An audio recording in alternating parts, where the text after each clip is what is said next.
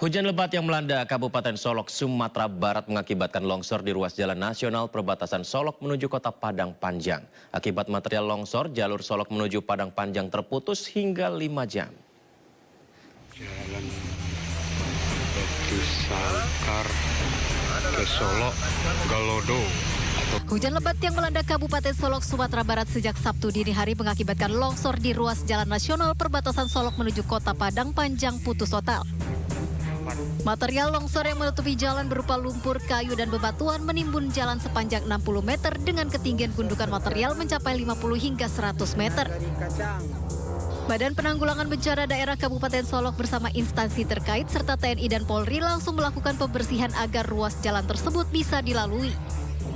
Jalur tertutup selama 5 jam karena proses pembersihan. Dari Kecamatan Pulau Kota Sindara.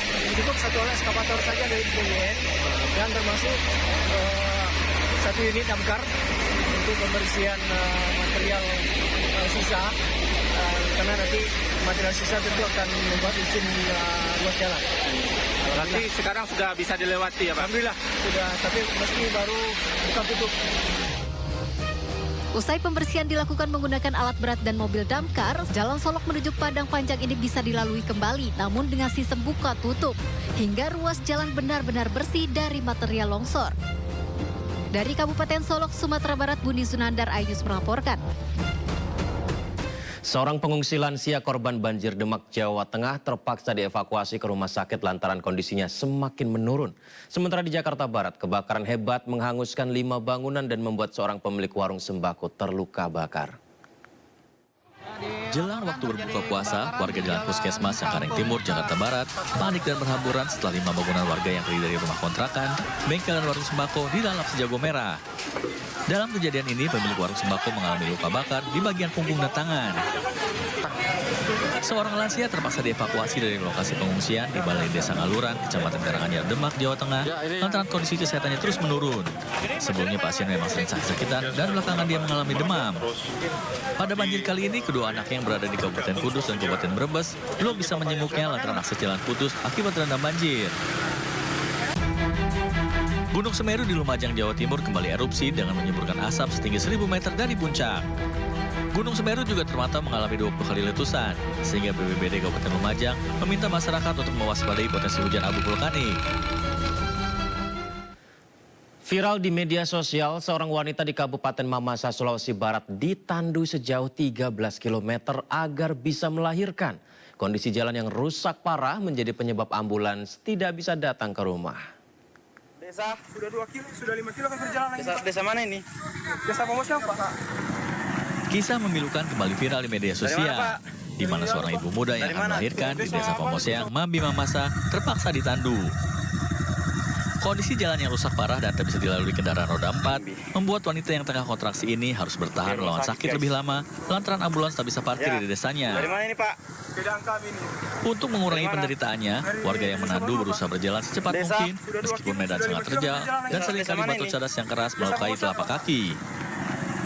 Selain ibu melahirkan, warga yang sakit parah juga kerap ditandu menuju ke Kelurahan Talipuki agar bisa mendapatkan ambulans untuk menuju ke rumah sakit. Kondisi ini hampir bisa dikatakan menjadi tontonan yang memilukan, di mana akses jalan yang tidak baik sehingga mengakibatkan kondisi seperti ini terjadi berulang kali. Warga berharap pemerintah segera memberikan perhatian dengan memperbaiki akses jalan agar kisah-kisah memilukan seperti yang dialami ibu hamil ini tidak terjadi lagi. Dari Mamasa, Sulawesi Barat, Fendi Christian, iNews melaporkan. Pemirsa, video viral ibu hamil di Sika asal desa Liakutu, Sika, Nusa Tenggara Timur melahirkan bayi perempuan di tengah jalan. Ironisnya persalinan terjadi di saat hujan deras turun. Seorang ibu melahirkan di tengah jalan, tepatnya di ruas jalan Detuleda, Dagi Gogat, Kecamatan Mego, Kabupaten Sika, Nusa Tenggara Timur. Saat ibu hamil ingin melakukan persalinan di tengah hujan deras, warga langsung membantu dengan menutup daun pisang agar tidak terguyur hujan. Setelah berjuang antara hidup dan mati, akhirnya ibu yang diketahui bernama Maria melahirkan secara normal bayi perempuan dalam keadaan sehat. Saat ini ibu dan bayi mendapatkan penanganan tim medis Puskesmas Feondari. Dari Sika, Joni Nura, iNews melaporkan. Kita ke informasi lain pemirsa, angka kasus penyakit demam berdarah denggi di DKI Jakarta naik. RSUD Taman Sari Jakarta Barat misalnya ini telah merawat 60 pasien DPD dalam 1 bulan terakhir, di mana kebanyakan pasien merupakan anak-anak.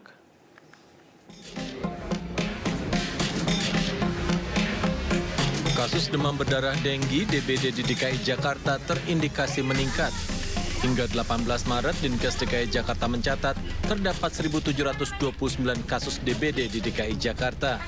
RSUD Taman Sari Jakarta Barat bahkan telah merawat 60 pasien DBD dalam 1 bulan terakhir. Mayoritas pasien adalah anak-anak usia bangku sekolah dasar dan sekolah menengah. Penjabat Gubernur DKI Jakarta, Heru Budi Hartono, meminta masyarakat selalu menerapkan pola hidup sehat dan melakukan pemberantasan sarang nyamuk dengan 3M. Heru juga meminta orang tua untuk memakaikan anak-anaknya pakaian lengan panjang setiap beraktivitas di luar rumah. Yang pertama, DBD tentunya Puskesmas, Pak Lurah berusaha untuk mengatasi. Yang berikutnya adalah masyarakat sendiri. Masih 3M ya, mengatasnya. Heru menegaskan Puskesmas telah berusaha mengatasi dengan melakukan pelayanan kesehatan secara maksimal serta deteksi dini dan tata laksana kasus DBD sesuai standar. Dari Jakarta, Tim Liputan iNews melaporkan. Kasus demam berdarah denggi melanda wilayah Kabupaten Bandung Barat, Jawa Barat. Hampir seluruh ruangan rumah sakit digunakan merawat pasien DBD, baik dewasa maupun anak-anak.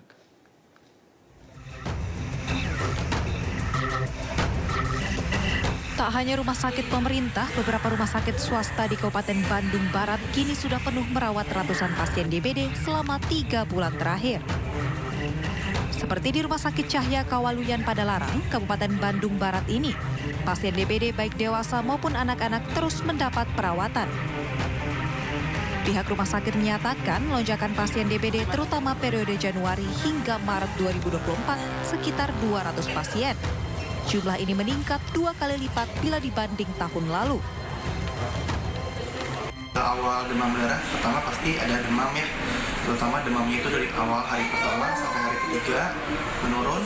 Nanti hari ke-6 sampai hari ke-7 bisa naik kembali. Makanya dari awal hari pertama sampai ketiga demam itu udah harus mulai curiga terhadap demam berdarah.